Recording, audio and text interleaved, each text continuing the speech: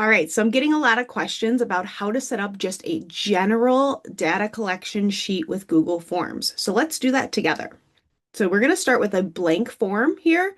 We're going to click on this, close our pop-ups because I'm going to walk you through all these things.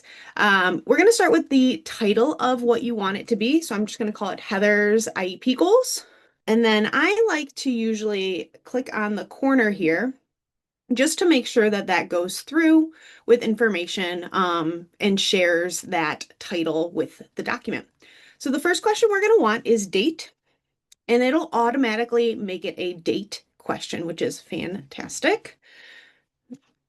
And then this one is going to be required because we obviously want our date to be required with our data collection. And so now I'm going to add a question here and go into the right-hand side and click that plus button. And then I'm going to add the goal areas.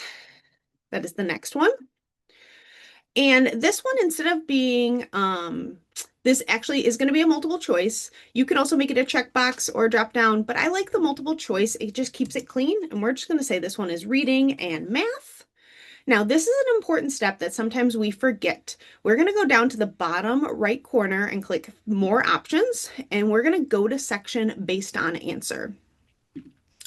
And there is no other sections right now, but we're going to connect those in a minute. So now I'm going to go to the bottom of my questions here, and I'm going to click the add section or the equals button.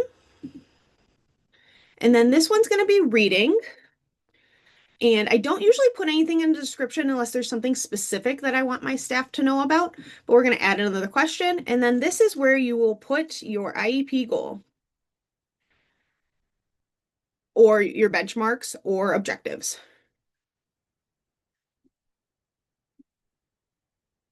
Okay. Whatever that is. And then you can decide if you want it to be a checkbox. Sometimes it's like they want to work on certain sight words, so I might make it a checkbox of which ones they got correct, or it's a multiple choice, or just a short answer. Short answer is usually the way to go because I can say they read 80 words per minute. They participated in this activity for 2 minutes, something like that. And then I'm going to duplicate that question, except for I'm going to add a comments box because this sometimes is really helpful if it's after lunch or if the student is getting distracted or just seems a little bit off. Those are just some helpful tips for me, and none of those are going to be required. However, we're going to go back to this goal area.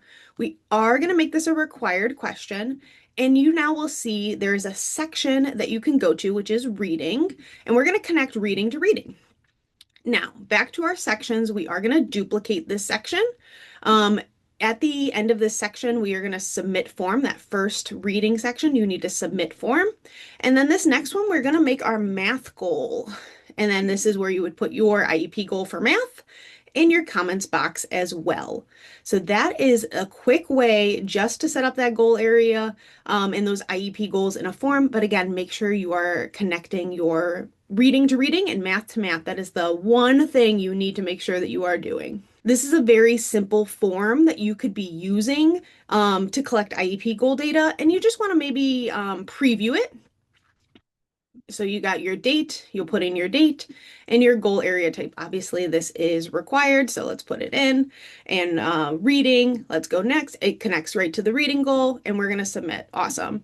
We're going to connect to the math goal, and you would submit. Except for this is not published yet, so we need to go back and publish it. So we're going to get out of presentation mode.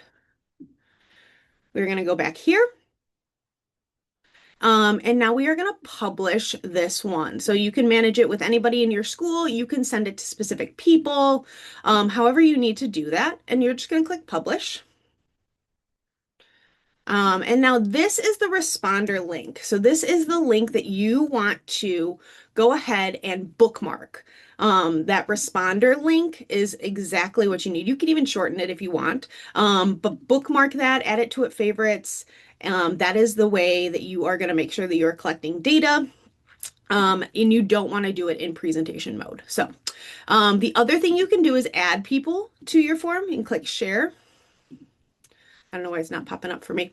But you can share it with your occupational therapist, your speech pathologist, your paraprofessionals that you're working with. There's lots of things that you can be doing to share it with other people. Or again, that responder link is right there. If you ever lose it, it'll be right there for you. So hopefully this was helpful to see